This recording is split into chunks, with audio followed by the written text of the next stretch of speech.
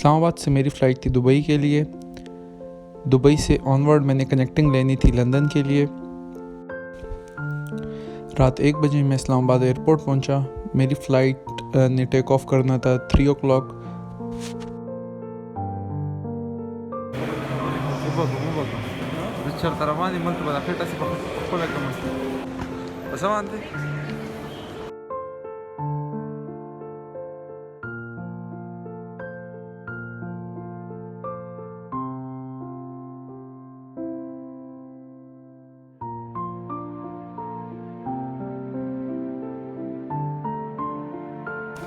चलें जी, लाइनों के बाद ये B6 गेट जाना है और यहाँ से जाएंगे आगे। अब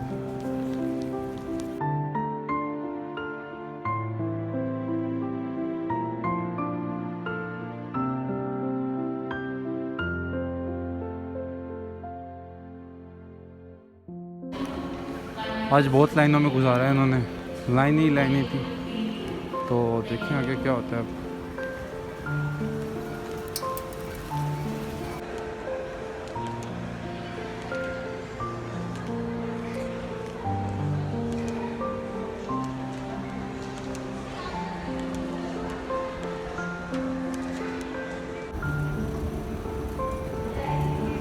लगता है सबसे पहले मैं ही पहुँचूँ। यहाँ पे 2-3 बंदी हैं, उनको मुझसे ज़्यादा जल्दी थी यूके जाने की, तो ये लोग मुझसे ज़्यादा जल्दी आ गए हैं, बाकी तो मैं सबसे पहले पहुँचूँ। अभी टर्मिनल गेट पे आ गए हैं। फ़्लाइट ने टेक ऑफ करना था 3 o'clock, बट डिले हुआ किसी वजह से, तो हमने इवेंचुअली टेक ऑफ किया 4 o'clock पर।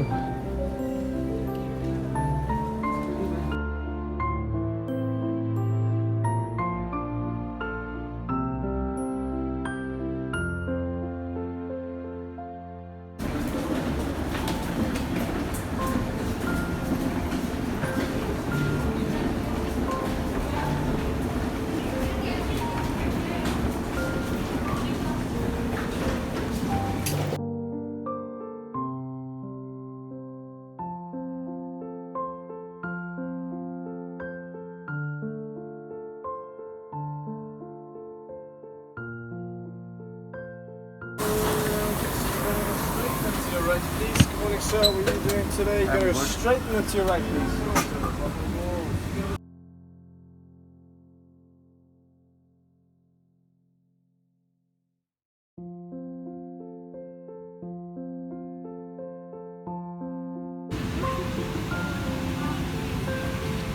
एमिरेट्स का बोइंग 777 जहाज़ था, तो ये इंटरटेनमेंट यूनिट है सामने आपके। बहुत सारी मूवीज़ पड़ी हैं इसमें और शॉपिंग भी कर सकते हो आप। तो इनकी जो एयर होस्टेस होती हैं और जो बाकी कैबिन क्रू होता है, सारा पता नहीं मॉडल्स लाए होते हैं ये लोग, तो बहुत प्यारे प्यारे होते हैं। फिर मैंने ये मूवी देखना शुरू की, हिटमैन बॉडीगार्ड। थोड़ा सा टाइम इसमें गुज़रा। एक्चुअली मुझे लग रही थी काफ़ी भूख और मैं खाने का इंतज़ार कर रहा था और उम्मीद कर रहा था कि जल्दी मिल जाए। लेकिन जब एयर होस्टेस ने वो काउंट करते हैं बंदे लाइन वाइज, तो जब उन्होंने काउंटिंग शुरू की तो मैं ऊपर से भी बीच में आ रहा था और जिस बंदी जो दूसरी एयर होस्टेस थी उसने मुझसे पीछे से शुरू किया, तो जो मतलब मैं सबसे आखिर वाला बंदा था जिसको खाना मिला। तो मुझे सबसे जल्दी थी खाना मिलने की, क्योंकि रात के 5-4-5 बजे का टाइम था, 5-1 बजे का टाइम था सुबह के, और मुझे उस टाइम तक काफ़ी भूख लग चुकी थी। तो जब मुझे नींद भी आ रही थी तो खाने का इंतज़ार करता रहा मैं। जब खाना मिला मुझे तो फिर सुकून से सोया। जब जागा तो दुबई लैंड कर चुका था मैं।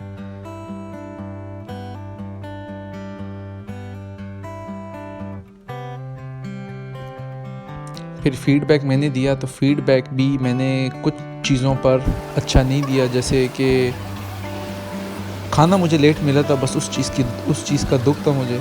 उस वजह से मैंने फ़ीडबैक थोड़ा सा बुरा दिया, थोड़ा सा बाइस था मैं। दुबई का जो ये एयरपोर्ट है वो बिल्कुल मॉल की तरह है। आप मेरी जो कनेक्शन थी वो 2-2.5 घंटे का टाइम था उसमें, तो जब मैं एक टर्मिनल से दूसरे टर्मिनल पर जा रहा था तो उसमें ही मुझे टाइम लग गया पूरा। मैं जब पहुंचा हूँ तो वहाँ पे बोर्डिंग शुरू हो चुकी थी। यहाँ पे मेरी लंदन हीथ्रो की फ़्लाइट थी यहाँ से, तो यहाँ से मैं लंदन हीथ्रो पर अब अगला स्टॉप होगा मेरा। टाइम नहीं मिला मुझे, मेरा दिल था कि मैं दुबई एयरपोर्ट देखूं। मैं पहले भी देख चुका हूँ दुबई एयरपोर्ट, उस टाइम ज़्यादा टाइम था मेरे पास, लेकिन मैं काफ़ी दिल था मेरा कि मैं देखूं, लेकिन टाइम नहीं था। जब ये जो जहाज़ है एमिरेट्स का जो मेरा यहाँ से था कनेक्शन में, ये है एयरबस 380 जो इस टाइम मेरे ख़्याल से दुनिया का सबसे बड़ा जहाज़ है। इसमें 2 डेक्स हैं, एक छत ऊपर भी है, उसमें भी लोग बैठते हैं। मैं इस टाइम यही दुआ कर रहा था कि काश मेरे साथ जो 3 सीट्स हों वो खाली हों, तो जो 2 सीट एक्स्ट्रा हों, कोई बंदा ना हो, ताकि मैं आराम से लेट सकूं। लेग रूम भी इसका बहुत अच्छा है, जैसे मैंने आपको दिखाया मेरी हाइट अच्छी है, तो उस हिसाब से मुझे डर था कि लेग रूम कम ना हो, तो लेग रूम भी अच्छा है। इंटरटेनमेंट यूनिट बहुत अच्छा है इनका, काफ़ी सारी मूवीज़ हैं। तो यहाँ पे मैंने देखा यार मैं जाके देखूँ अगर कुछ ख़रीदने वाला है, लेकिन फिर मुझे एहसास हुआ कि ये मेरी औकात से बहुत बाहर की चीज़ें हैं, तो चुप करके बंद कर देना चाहिए मुझे अभी। तो उसी तरह मैंने इसको बंद कर दिया।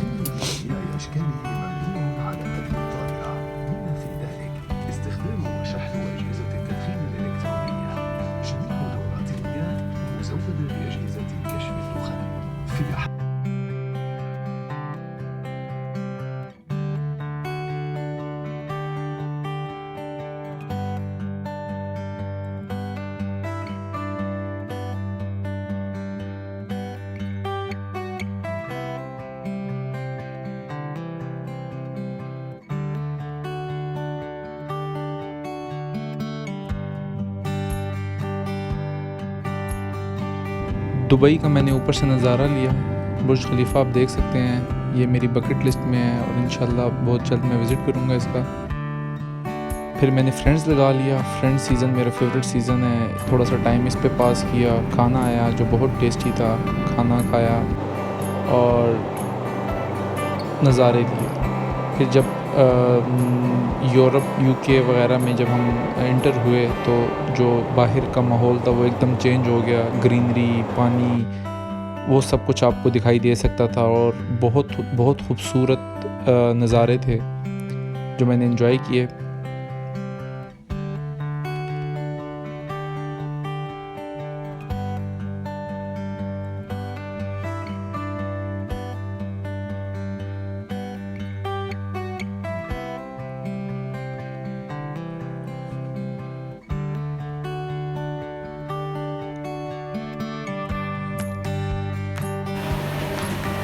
जैसे ही लैंड किया तो बॉर्डर कंट्रोल की तरफ हम जा रहे थे सब, तो मैं इससे पहले इतनी वीडियोस देख चुका था इस बारे में कि वो कैसे पकड़ते हैं, कि जब कोई ड्रग्स ला रहा होता है या कुछ, वो काफ़ी सारे यूट्यूब पे चैनल्स हैं और वो वीडियोस डालते हैं, तो वो मैं इतना देख चुका था कि मैंने ये सोचा था कि जब मैं जाऊंगा बॉर्डर कंट्रोल के पास तो वो मुझसे क्वेश्चंस करेंगे इधर उधर के, लेकिन उन्होंने कुछ नहीं पूछा। उन्होंने मेरा नाम पूछा और मुझे आगे जाने दिया। यहाँ पे जब मैं पहुँचता हूँ तो यहाँ पे ये बंदा खड़ा है मोहम्मद बिलाल का नाम का टैग लेके, ये मेरे ऑफ़िस वालों ने भेजा था, ये मुझे पिक करने आए थे। तो मैंने हमेशा मूवी में ही देखा था कि इस तरह नाम टैग के साथ खड़े होते हैं लोग, और पहली दफ़ा मेरे लिए भी खड़े थे कोई, तो बहुत अच्छा फ़ील हुआ। लंदन से फिर इस बंदे ने मुझे पिक किया और मुझे ब्रिस्टल सिटी जहाँ पे मैंने जाना था वहाँ पे मुझे ये ड्रॉप करने के लिए निकल पड़ा। मैं भी इधर उधर के नज़ारे लेता रहा। फिर जब गाड़ी चली तो बाहर निकले तो ग्रीनरी थी, मौसम अच्छा था, धूप निकली हुई थी तो अच्छा लग रहा था। और जब मैं पाकिस्तान से निकला था तो मैंने सिर्फ़ एक टी-शर्ट पहनी थी, जो मैंने बहुत बड़ी गलती की थी, क्योंकि यहाँ मौसम चेंज होते हुए टाइम नहीं लगता। और जब मैं ब्रिस्टल में जब मुझे इसने ड्रॉप किया तो जब मैं उतरा शाम का टाइम था, 4-1 बजे का टाइम था और हवा चल रही थी। तो जब हवा मैं जैसे ही निकला और 2 मिनट गुज़रे तो मुझे एक साइड पे रुक कर मैंने अपने बैग से स्वेट शर्ट निकाल के वो जल्दी से पहनी, क्योंकि मेरी कुल्फ़ी बन गई थी उस टाइम पे। तो मैंने सोचा कि पहले ही दिन मरने से अच्छा है अपने आप को गर्म किया जाए।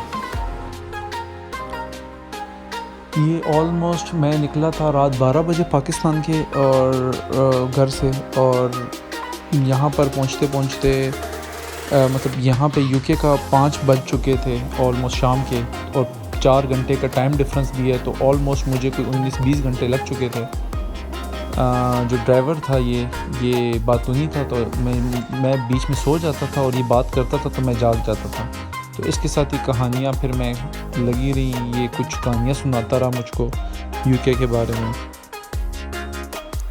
अगला व्लॉग ब्रिस्टल सिटी के बारे में एक ब्रेक के बाद। और थक चुका हूँ अब।